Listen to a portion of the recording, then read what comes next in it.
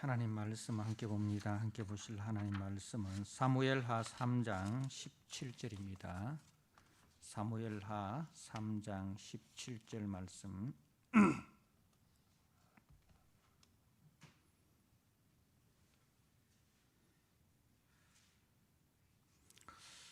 말씀을 봉독드립니다. 아브넬이 이스라엘 장로들에게 말하여 이르되 너희가 여러 번 다윗을 너희의 임금으로 세우기를 구하였으니 이제 그대로 하라. 여호와께서 이미 다윗에 대하여 말씀하시기를 내가 내 종 다윗의 손으로 내 백성 이스라엘을 구원하여 블레셋 사람의 손과 모든 대적의 손에서 벗어나게 하리라 하셨음이니라 하고, 아브넬이 또 베냐민 사람의 귀에 말하고 아브넬이 이스라엘과 베냐민의 온 집이 선하게 여기는 모든 것을 다윗의 귀에 말하려고 헤브론으로 가니라. 아브넬이 부하 20명과 더불어 헤브론에 이르러 다윗에게 나아가니 다윗이 아브넬과 그와 함께 한 사람을 위하여 잔치를 배설하였더라. 아브넬이 다윗에게 말하되 내가 일어나 가서 온 이스라엘 무리를 내 주 왕의 앞에 모아 더불어 언약을 맺게 하고 마음에 원하시는 대로 모든 것을 다스리게 하리다 하니, 이에 다윗이 아브넬을 보내매 그가 평안히 가니라. 다윗의 신복들과 요압이 적군을 치고 크게 노력한 물건을 가지고 돌아오니 아브넬은 이미 보냄을 받아 평안히 갔고 다윗과 함께 헤브론에 있지 아니한 때라. 요압 및 요압과 함께한 모든 군사가 돌아오매 어떤 사람이 요압에게 말하여 이르되 넬의 아들 아브넬이 왕에게 왔더니 왕이 보내매 그가 평안히 갔나이다 하니, 요압이 왕에게 나아가 이르시되 어찌하심이니까? 아브넬이 왕에게 나아왔거늘 어찌하여 그를 보내 잘 가게 하셨나이까? 왕도 아시려니와 넬의 아들 아브넬이 온 것은 왕을 속임이라. 그가 왕이 출입하는 것을 알고 왕이 하시는 모든 것을 알려 함이니이다 하고, 이에 요압이 다윗에게 나와 전령들을 보내 아브넬을 쫓아가게 하였더니 시라 우물가에서 그를 데리고 돌아왔으나 다윗은 알지 못하였더라.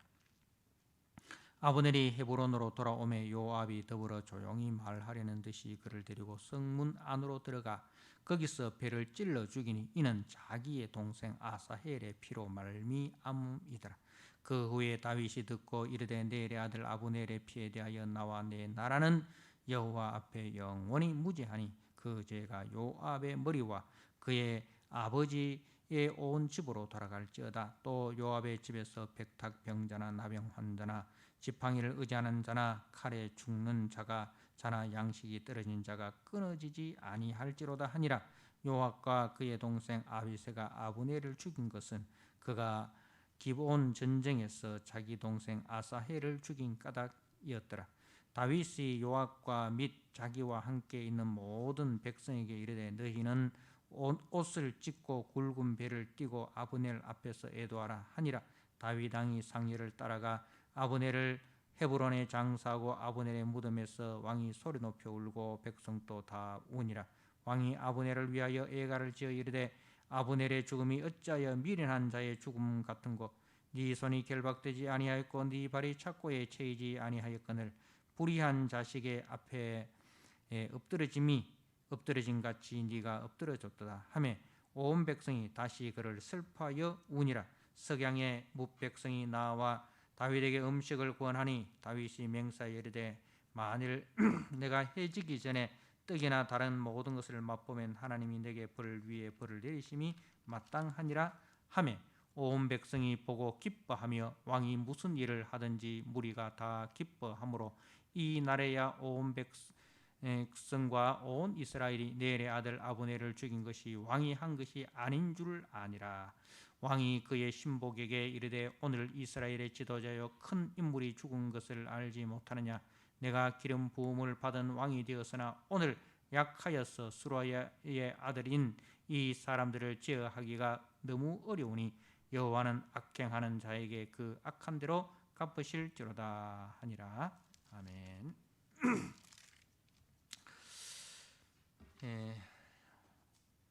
오늘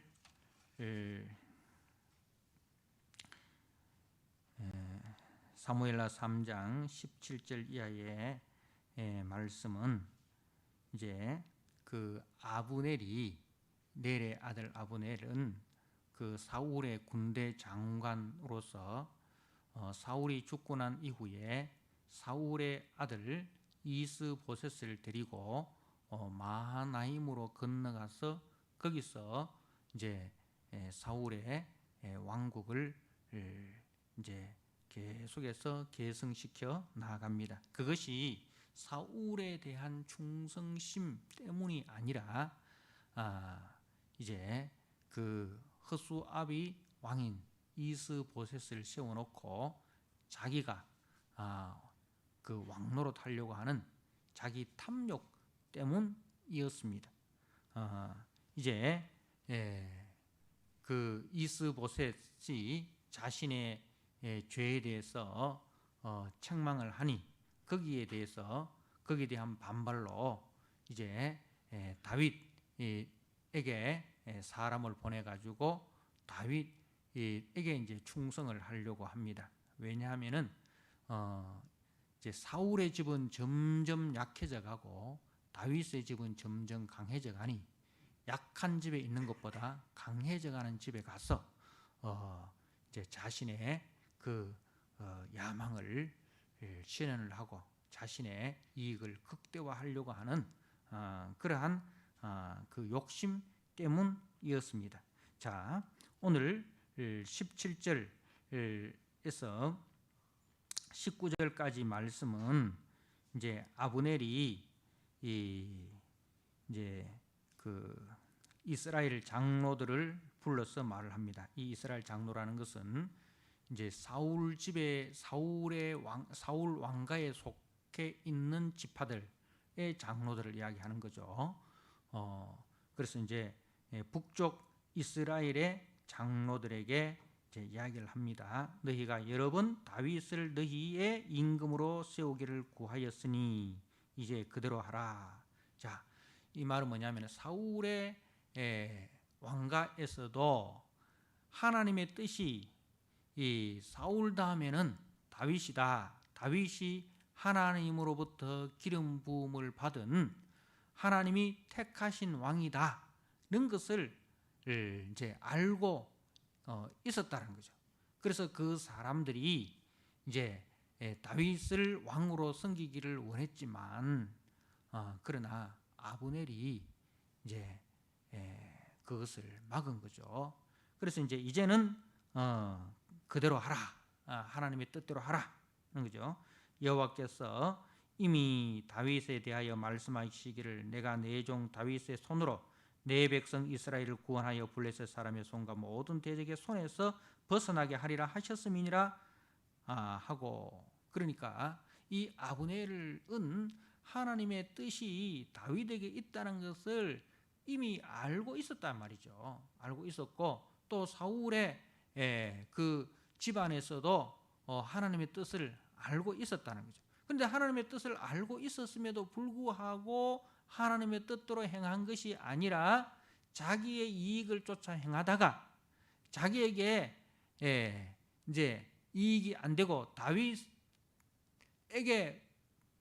가는 것이 이익이 된다고 생각하니 이때서야 하나님의 뜻을 이야기하는 거죠. 그러니까 전심으로 하나님의 뜻을 쫓고자 하는 마음이 아니라 하나님의 뜻이 자기의 이익에 부합하면 하나님의 뜻을 쫓고 하나님의 뜻이라 할지라도 자기 이익에 부합되지 않으면 하나님의 뜻을 거절하고 자기 뜻을 쫓아가는, 결국은 이 아브넬은 자기 이익이 중심이고 하나님의 뜻은 이제 들러리에 불과하다는 것입니다. 자, 그래서 이제서야 자기가 다윗에게 가는 것이 자기 장래에 유익하니 하나님의 뜻을 내세워서 이스라엘 장로들을 설득을 합니다. 자, 그리고 이제 19절에 아브넬이 또 베냐민 사람의 귀에 말하고, 이 베냐민 사람은 이제 베냐민 지파는 사울 왕이 속한 지파잖아요, 그죠? 사울 왕이 속한 지파이기 때문에 그때 당시에 북이스라엘의 주도권을 잡고 있는 지파라 할 수 있습니다. 이 베냐민 사람의 귀에 말하고 아브넬이 이스라엘과 베냐민의 온 집이 선하게 여기는 모든 것을 다윗에게 말하려고 헤브론으로 가니라. 자, 이것이 이제 아브넬의 모략입니다. 자, 아브넬의 모략. 아브넬의 모략은 이제 하나님의 뜻을 말하지만은 실상은 자신의 탐욕이 우선순위인 사람입니다. 자신의 목적을, 자신의 탐욕을 감추고 경건의 언어로 세련되게 말하지만은 거기는 하나님보다 자기 이익과 탐욕이 왕노릇하고 있었습니다. 그래서 아브넬의 모략. 자, 그리고 이제 22절에서 이제 그 1절 말씀은 다윗과의 협상입니다. 다윗의 모략이라 이렇게 소제목을 붙일 수 있겠습니다. 자, 다윗의 이제 이 아브넬이 나와서 아브넬이 이 부하 20명을 데리고 헤브론으로 갑니다. 그러니까 이 20명이라는 사람은 이제 아브넬에 절대적으로 충성하는 신복들이고 휘하 장수들이라 할 수 있습니다. 그래서 이 20명을 데리고 이제 다윗이 있는 헤브론으로 갑니다. 자, 헤브론으로 갔을 때에 다윗이 이 아브넬을 위해서 잔치를 배설합니다. 이것은 뭐냐면은 일이 잘 되었다 그 뜻입니다. 아브넬과 언약을 맺고 그 언약이 성사되었다는 것을 축하하는 그런 잔치라는 겁니다. 자, 그래서 21절에 아브넬이 다윗에게 말하되 내가 일어나 가서 온 이스라엘 무리를 내 주 왕의 앞에 모아 더불어 언약을 맺게 하고 마음에 원하시는 대로 모든 것을 다스리게 하리다.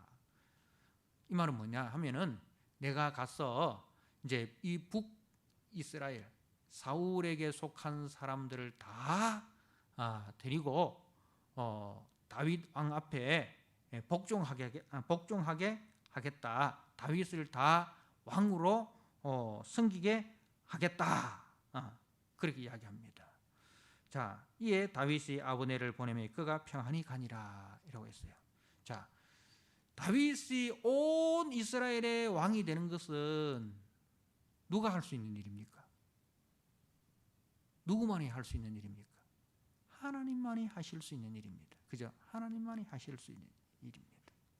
그런데 이 일을 지금 누가 해주겠다는 거예요? 아브넬이 해주겠다는 거예요. 아브넬이 자신이 나서서 당신을 그 전 이스라엘의 왕으로 설 수 있도록 북쪽 사람들을 내가 다 설득시키고 그리고 당신을 왕으로 섬기도록 하겠다. 이제 그런 이야기입니다. 자,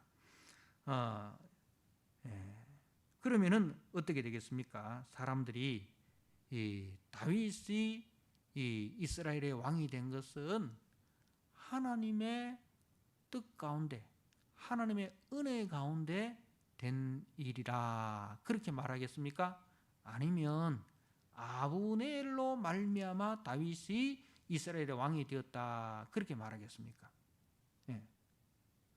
하나님이 받아야 할 영광을 누가 대신 받게 되는 것입니까? 이 악한 사람, 하나님의 뜻을 자기 탐욕보다 이제 못하게 생각한 자기 탐욕을 이루는 수단으로 하나님의 뜻을 이제 생각하는 이 아브넬이 하나님이 받으셔야 할 영광을 이 사람이 가로챌 위기가 생긴 것입니다. 그것을 허용한 사람이 누구라고요? 다윗. 다윗도 피 안 흘리고 자기가 이스라엘의 왕이 될 수 있는 그런 이제 기회다 이렇게 이제 생각을 한 거죠. 자, 여기에 이제 일이 순탄하게 되는가 싶었는데 거기에 누가 등장하느냐 하면은 22절에 요압이라는 사람이 등장을 합니다. 그래서 22절에서 26절은 요압의 모략이라 그렇게 우리가 제목을 붙일 수 있습니다. 자, 이 요압이라는 사람이 이제 적군을 이제 물리치고 노력한 물건을 가지고 헤브론으로 돌아와서 다윗 왕을 만납니다. 자, 다윗 왕을 만날 때에 어떤 사람이 이 요압에게 말합니다. 넬의 아들 아브넬이 왕에게 왔는데 왕이 그 사람을 평안히 보냈습니다. 그러니 자, 이게 무슨 뜻이냐면 요압은 지금 다윗의 군대 장관이에요. 다윗의 군대 장관이에요. 그런데 이 넬의 아들 아브넬은 사울 왕가의 군대 장관이잖아요. 그런데 사울 왕가의 군대 장관이 이제 다윗과 언약을 맺고 돌아갔다는 것은 성경에는 기록되어 있지 않지만 분명히 다윗으로부터 이제 그 엄청난 권력과 지분을 얻었다는 뭔가 이렇게 협상을 하려고 하면 주고받는 게 있잖아요, 그죠? 그 아브넬은 그 북왕국을 이제 통째로 갖다 바친다 하는데, 그럼 다윗도 뭔가 이 아브넬에게 줘야 되잖아요, 그죠? 거기에 버금가는. 그러면 그게 뭐겠습니까? 요압보다도 더 중직을 맡기겠다 이 말입니다, 그죠? 그러면은 이 요압이 지금은 이제 다윗 다음에 2인자인데 아브넬이 오면은 그 2인자의 자리가 위태해진다 이 말입니다.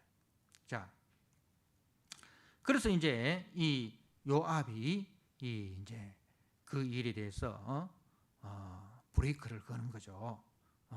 자, 24절에 요압이 왕에게 나아가 이르되 어찌하심이니까 아브넬이 왕에게 나아가거늘 어찌하여 그를 보내 잘 가게 하셨습니까? 그가 염탐하기 위해서 온 것인 줄 왜 모르십니까? 그렇게 하면서 이제 나왔어요. 그리고는 그 왕의 명령도 없이 전령을 보내가지고 아브넬을 쫓아가서 아브넬을 데리고 돌아오라는 거죠. 그러니까 이것은 아마 왕이 다시 당신을 보자고 했다 이렇게 거짓 이제 편지를 적어줬거나 그렇게 했겠죠. 그래서 이제 시라 우물가에서 그를 데리고 왔다 했는데 이 시라 우물가라는 것은 헤브론에서 한 2-3km 정도 떨어진 아주 가까운 거리라는 거죠. 그러니까 지금 이 요압이 얼마나 급하게 지금 이 일을 처리하고 있는가 하는 것을 보여주고 있습니다. 지금 자기 자리가 위태위태하니까 어떻게든 이제 아브넬을 데리고 와서 빨리 이 아브넬을 처치하려고 그야말로 참 불이 나게 지금 이 일을 추진하고 있다는 말씀입니다. 자, 그래서 27절에 아브넬이 헤브론으로 돌아오며 요압이 더불어 조용히 말하려는 듯이 그를 데리고 성문 안으로 들어가 거기서 배를 찔러 죽였다라고 했어요. 그러니까 말하면 우리 조용히 가서 이야기 좀 하자 이렇게 한 거예요. 그러니까 이제 아브넬로 하여금 안심하게 한 거죠. 내가 당신을 죽일 그런 의도가 없다. 우리 조용하게 가서 이야기나 좀 하자. 이런 식으로 이제 속여서 데리고 가서 이제 방심하는 틈을 타서 배를 찔러 주겠다. 그런데 그 뒤에 이는 자기의 동생 아사헬의 피로 말미암음이더라 이렇게 돼 있어요. 그리고 이제 30절에도 자기 동생 아사헬을 죽인 까닭이었더라 이렇게 이야기하고 있습니다. 근데 그 아브넬이 기본 전쟁에서 아사헬을 죽인 것은 전쟁이라는 특수사항입니다. 그죠? 전쟁이라는 특수사항이고, 그리고 그 아브넬이 아사헬에게 두 번이나 기회를 줍니다. 그죠? 자기를 쫓아오지 말라고 두 번이나 기회를 주었음에도 불구하고 아사엘이 끝까지 이 자기를 쫓아 전쟁터이기 때문에 이제 그 적으로서 정당하게 죽인 거죠. 자, 그런데 이렇게 전쟁터라는 그 상황 이 안임에도 불구하고 평화를 의논하는 자리인 것처럼 이렇게 해서 죽인 것은 이것은 정당한 죽임이 아니라는 거예요. 자, 그러니까 이 요압이 아브넬을 죽인 것은 그 크게 두 가지 이유. 첫째는 자기 자리가 아브넬로 말미암아서 위태해진다.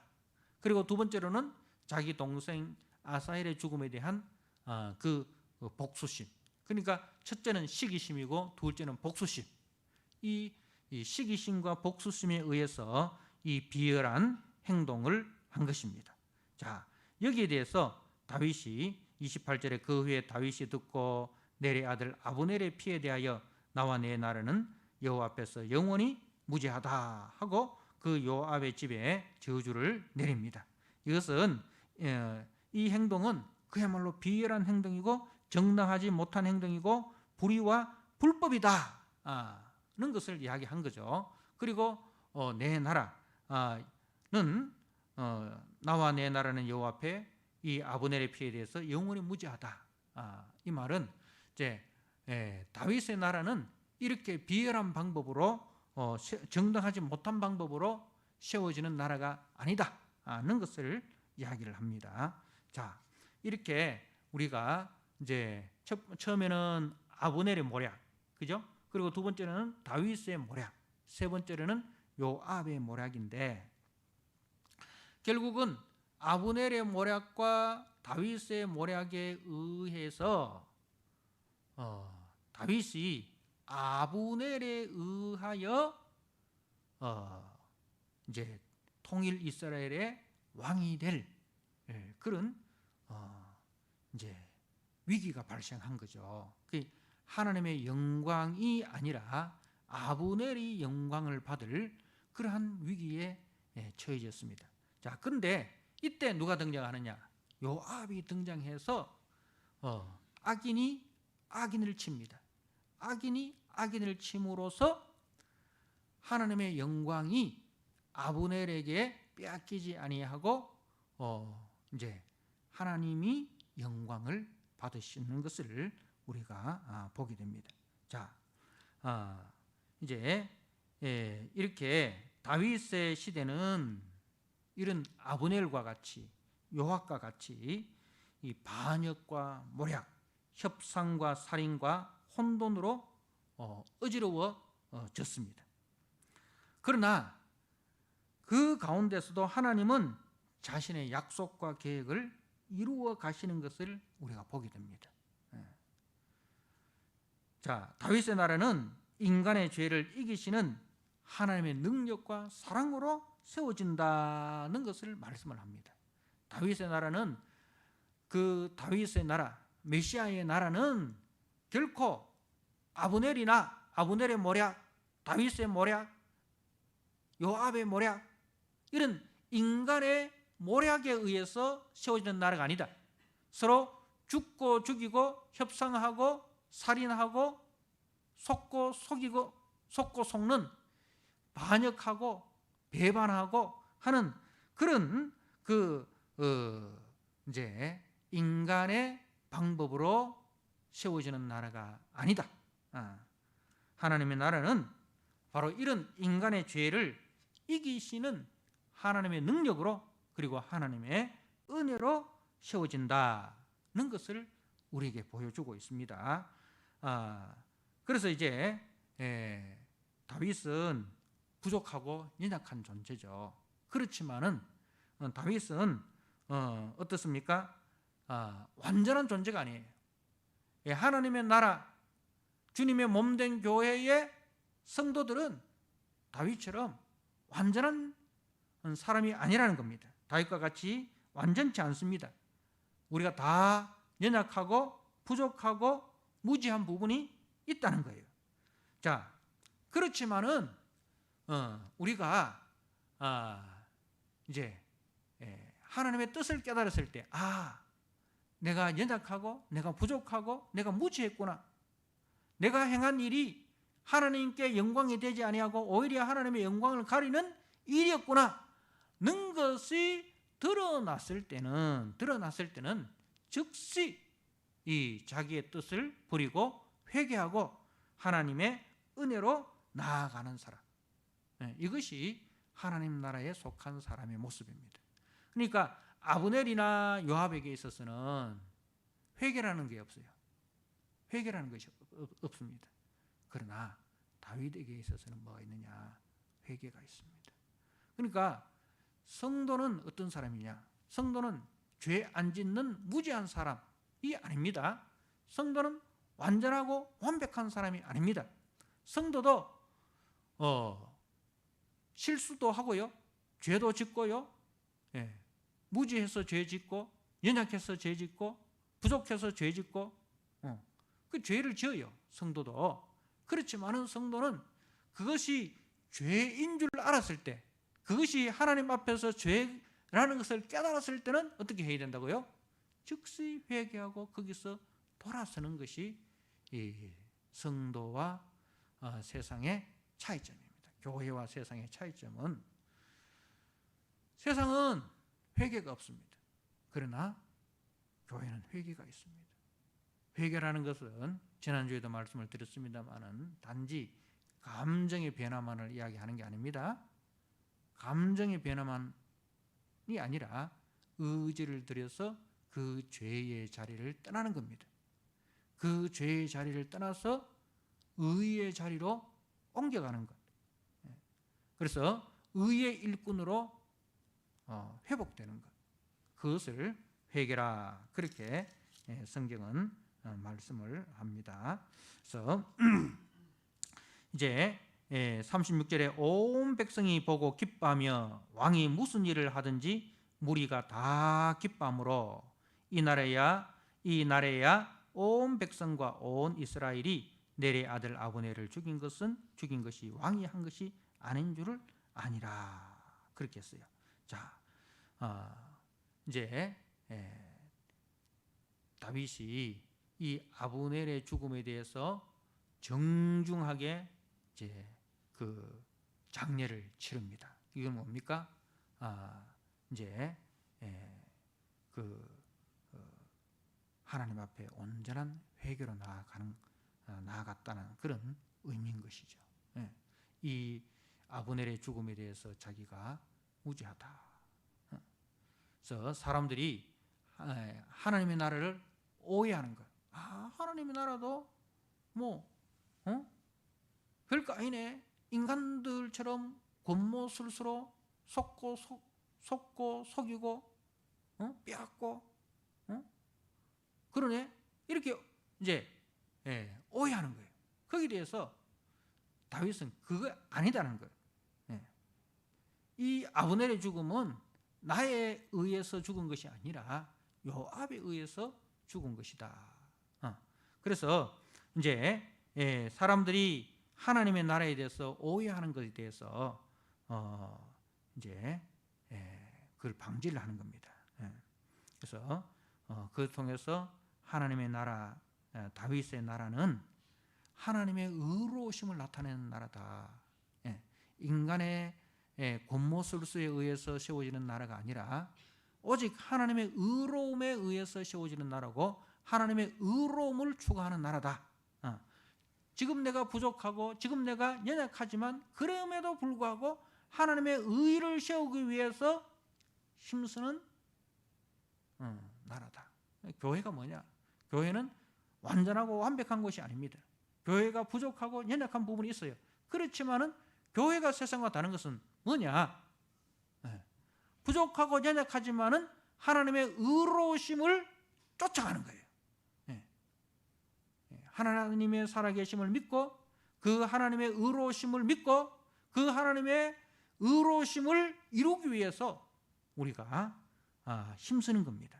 자, 그래서 39절에 내가 기름 부음 기름 부음을 받은 왕이 되었으나 오늘 약하여서 수르야의 아들인 이 사람을 제어하기가 너무 어려우니 여호와는 악행하는 자에게 그 악한 대로 갚으실지로다 하니라.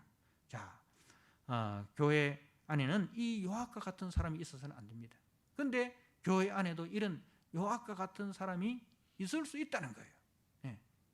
교회 안에도 하나님의 의를 따라 행하는 자가 아니라 자기의 탐욕을 이루기 위해서 교회 안에서 하나님의 의를 짓밟는 이런 사람도 교회 안에 있을 수 있다는 거예요. 그러나 그 부분에 대해서 다윗이 뭐라고 이야기합니까? 여호와는 악행하는 자에게 그 악한 대로 갚으실지로다. 교회 안에도 알곡과 가라지가 있어요. 근데 그 가라지를 뽑을까요? 라고 했을 때 주님이 뭐라고 했습니까? 가라지를 뽑다가 알곡도 다치. 그러니 가만두어라. 추수 때에 하나님께서 알곡은 알곡대로 가라지는 가라지대로 주님께서 추수할 것이다. 그래서 우리가 해야 될 일은 교회 안에서 심판을 행하는 것이 아니라 교회 안에서 끊임없이 우리는 긍휼을 베풀고 오래 참으면서 우리가 해야 할 바 하나님의 긍휼과 하나님의 오래 참으심을 믿고 이제 의를 행하는 길로 가야 되지 심판은 하나님께 맡겨야 된다는 거죠. 우리가 심판을 하려고 막 칼날을 휘두르면 안 된다 이 말입니다. 교회 안에 이 요압과 같은 사람이 있다 할지라도 그 일에 대해서 하나님이 심판하실 것이다. 하나님께 맡기고 다윗은 다윗이 걸어가야 할 그 길을 걸어가지 않습니까? 그것처럼 우리가 이제 교회 안에서 정의, 이 공의 이것만 주장하는 진리 이것만 주장하다 보면 뭐가 없어져 버립니까? 사랑이 다 없어져 버려요. 사랑이 다 없어져 버려요.